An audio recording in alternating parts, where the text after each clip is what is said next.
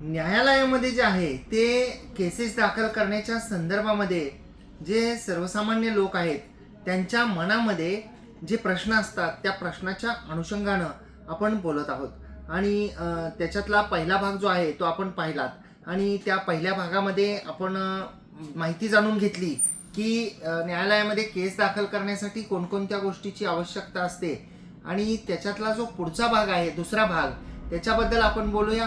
आता दुसरा जो भाग आहे महत्त्वाचा भाग जो आहे तो की न्यायालयामध्ये जेव्हा आपण एखादी केस दाखल करण्याचं ठरवतो त्यावेळी केसचं स्वरूप, केससाठी नेमकी काय प्रक्रिया असते याबद्दल आपण 5 जे पॉईंट आहेत त्या 5 पॉईंटबद्दल आपण जाणून घेतलं. तर आता आपण पुढच्या पॉईंटबद्दल जाणून घेणार आहोत, म्हणजे की आपल्याला जर न्यायालयामध्ये केस दाखल करायची असेल तर सर्वात पहिल्यांदा आपण कागदपत्राची जुळवणी केली पाहिजे, म्हणजे कागदपत्र जे आहेत ते एकत्र केले पाहिजे. आता कागदपत्र जे आहेत ते एकत्र करायची म्हणजे काय की आपली केस ज्या संदर्भातील आहे, उदाहरणार्थ शेतजमिनीबद्दल असतील तर त्याचे 7/12चे उतारे, फेरफारचे उतारे, राईट्स कसे प्राप्त झाले, जर समजा खरेदी खतं असतील तर खरेदी खतं, काही वाटपपत्र असतील तर वाटपपत्र किंवा अन्य कुठली बक्षीसपत्र असतील तर बक्षीसपत्र, ही सर्व कागदपत्र जे आहेत ते आपण काढून ठेवली पाहिजे. खरेदी खत, करारपत्र, 7/12चा उतारा, फेरफार नोंद, मालमत्तेचे कार्ड, जर घर जागा असेल तर ही कागदपत्र आपण काढून ठेवली पाहिजे. आणि त्यासोबतच आपण जे आहे ते पावत्या असतील, काही चेक्स असतील, काही व्हॉट्सअप संवाद असतील, इलेक्ट्रॉनिकच्या माध्यमातून इलेक्ट्रॉनिक पुरावा म्हणून आपण वापरायचे असतील आपल्याला न्यायालयामध्ये, तर फोटो असतील, व्हिडिओ असतील, किंवा पूर्वी काही न्यायालयामध्ये समजा काही केस दाखल झालेली असेल तर त्या पूर्वीच्या केसची कागदपत्र सुद्धा आपण काढणं हे खूप गरजेचं असतं. त्याचं कारण असं आहे मित्रांनो की बरेच जण जे आहेत ते पूर्वीचे वाद जे आहेत ते वकिलांपासून लपवतात. आता पूर्वीचे वाद आपण जरी लपवले तर आपण ज्या व्यक्तीवर दावा दाखल करू, एखादा पूर्वी वाद झालेला आहे आणि त्याचा निकाल आपल्या विरुद्ध गेलेला आहे आणि आपण जर ती कागद लपवली, ती सांगितलीच नाहीत आपण दावा दाखल करताना, तर होणार काय की जरी आपण ती कागद लपवलेली असली तरी विरुद्ध पार्टी जी आहे ती कागदपत्र दाखल करणार आणि आपला दावा चालत नाही किंवा आपली केस चालत नाही असं म्हणणार. त्यासोबत ते त्या कागदपत्राच्या सही शिक्क्याच्या नकला सुद्धा देऊ शकतात.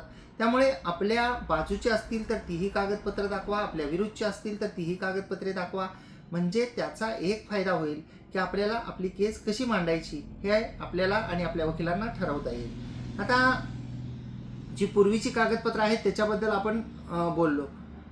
बरेच जण काय करतात की कागदपत्र घेऊन या म्हटल्यानंतर कागदपत्र घेऊन येतात वकिलांकडे, परंतु ते कागदपत्राचं वाचन करत नाहीत, कारण आपण स्वतः आपल्या केसचे मास्टर असतात आणि वकिलांचं काम हे कायद्यामध्ये बसवणं असतं. बऱ्याचशा अशा गोष्टी असतात ज्या केवळ आपल्यालाच माहीत असतात आणि कदाचित काही अशा गोष्टी ज्या आपल्या बाजूच्या आहेत त्या आपण ती काढलेली कागदपत्र वाचल्यानंतर आपल्या लक्षात येऊ शकतात, परंतु आपण फक्त कागदपत्र काढतो आणि आपण कागदपत्र आणून देतो, आपण त्या कागदपत्रांचं वाचन करत नाही.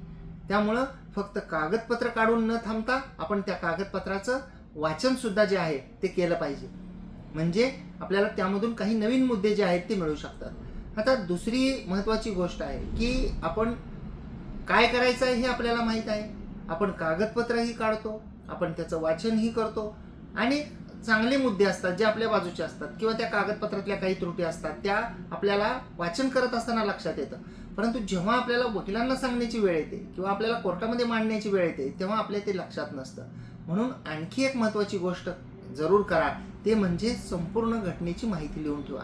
म्हणजे केस दाखल करताना काय काय घटना कशा कशा घडत आल्या, उदाहरणार्थ ही मिळकत अमुक अमुक यांची होती, त्यांनी ती पुढे यांना दिली, त्यानंतर या फेरफारने ती यांना गेली, त्यानंतर हे दस्त झाले, असं जर आपण सिक्वेन्स वाईज जे आहे ते लिहून ठेवलं तर आपल्याला ते सोयीचं जातं. तसंच करारपत्राच्या बाबतीमध्ये सुद्धा आहे की बाबा ह्या तारखेला करार झाला, ह्या तारखेला पैसे दिले, किंवा जे काय आहे समोरच्या व्यक्तीनं करार करण्यास ह्या तारखेला नकार दिलेला आहे आणि ह्या तारखेला नोटीस दिली.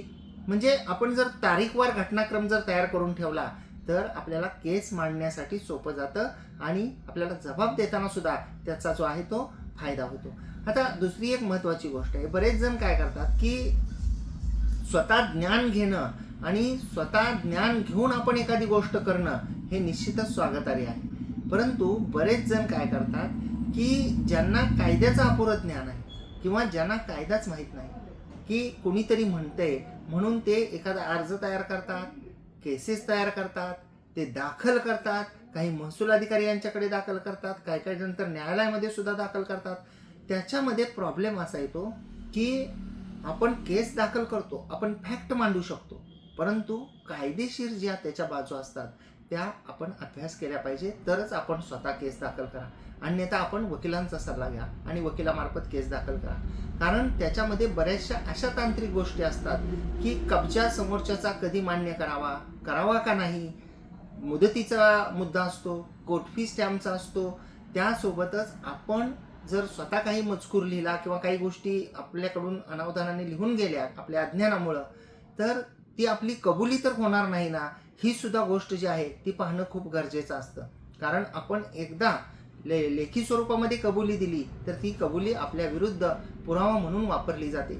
त्यामुळे आपण लिमिटेशन असेल, कुठल्या कोर्टामध्ये दाखल करायचं या ज्युरिडिक्शनच्या अनुषंगानं असेल, कोर्ट फीबद्दल असेल, त्या केसमधलं जे प्लिडिंग आहे, जो मजकूर आहे त्या मजकुराच्या अनुषंगानं असेल, पुरावे कोणकोणते द्यावे लागतील, काय काय करावं लागेल, कोणते पुरावे दिल्यानंतर केस आपल्या बाजूने होण्याचे चान्सेस आहेत, या सर्वांची जी चर्चा आहे ती आपण आपल्या वकिलांशी करू शकता. आणि प्रोसिजर काय काय आहे की कोणकोणत्या पद्धतीने जे आहे ती केस दाखल करावी लागते ही चर्चा करणं खूप गरजेचं आहे. अन्यथा आपली केस जी आहे ती तांत्रिक मुद्द्यावर डिसमिस सुद्धा होऊ शकते. आता बऱ्याच वेळा काय होतं की मालमत्ता, खरेदी विक्रीचे व्यवहार असतील, मोठ्या आर्थिक रकमेचे असतील, कौटुंबिक हक्काच्या संदर्भाने असतील किंवा गुंतागुंतीचे बरेचसे कायदेशीर प्रश्न असतात. त्या कायदेशीर प्रश्नांच्या अनुषंगाने जर सुरुवातीपासूनच आपण कायदेशीर सल्ला घेऊन जर आपलं काम करत गेलो तर आपण भविष्य काळामध्ये आपली फसवणूक होणार नाही, आपण कोणत्याही ट्रॅपमध्ये सापडणार नाही. कारण जेव्हा आपण पेपर्स वकिलांना दाखवतो किंवा कायद्याची माहिती असणाऱ्या व्यक्तीला दाखवतो किंवा आपण स्वतः कायद्याची माहिती घेऊन त्याचा अभ्यास करतो, त्यावेळी आपल्याला असं लक्षात येतं की ही गोष्ट याच्यामध्ये अपेक्षित आहे, ही गोष्ट केली गेलेली नाही. त्यामुळं आपण ह्या सर्व कायदेशीर प्रकरणांचा अभ्यास करत असताना योग्य ते मार्गदर्शन सुद्धा घेणं गरजेचं असतं. नाहीतर केस कितीही चांगली असून तांत्रिक मुद्द्यावर, जसं की मी सांगितलं, लिमिटेशन असेल, ज्युरिडिक्शन असेल, जे काही कॉज ऑफ ॲक्शनचा मुद्दा असेल की त्या दाव्याला नेमकं कारण कधी घडलं हा मुद्दा असेल, तर या मुद्द्यांवर जे आहे ती केस डिसमिस होऊ शकते.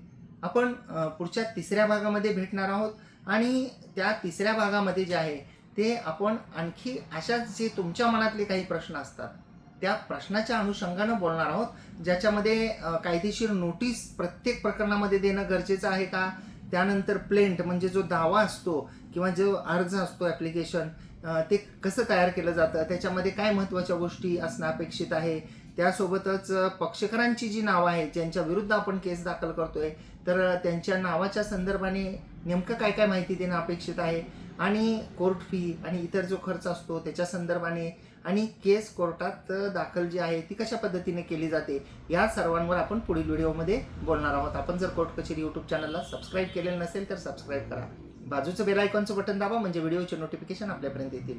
आपण जर या व्हिडिओला फेसबुक, इंस्टाग्रामवर पाहत असाल, अद्याप जर आपण फॉलो केलेलं नसेल तर फॉलो जरूर करा. त्या ठिकाणी सुद्धा लाईक आणि शेअर करा. धन्यवाद.